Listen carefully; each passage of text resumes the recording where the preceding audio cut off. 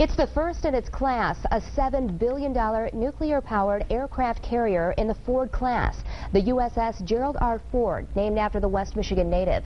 His daughter, Susan Ford Bales, was on hand for a keel-laying ceremony yesterday in Virginia. 24-hour News 8 political reporter Rick Albin was there. In a long-standing Navy tradition, there was a keel laying for a new aircraft carrier in Newport News, Virginia. That carrier, the Gerald R. Ford, CBN 78. The ship's sponsor is President Ford's daughter, Susan Ford Bales. With all of the ceremony intact, she was also reminded of her father's legacy and what this ship means to that. Much has been written about Dad and his integrity.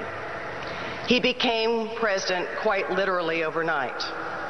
But Dad never believed that he suddenly was wiser or infallible just because he was drinking his morning cup of coffee with a presidential seal.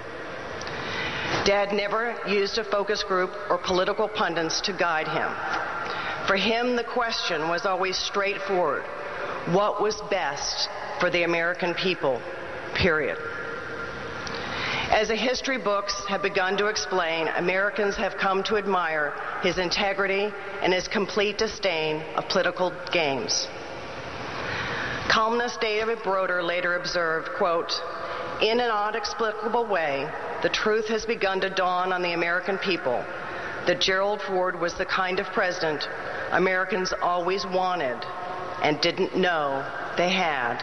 The Gerald R. Ford won't be in service for a number of years, but when it finally is commissioned, it will become the first in a new class of aircraft carriers, the Ford class. The Gerald R. Ford, by the way, is expected to be in service to 2060 and beyond.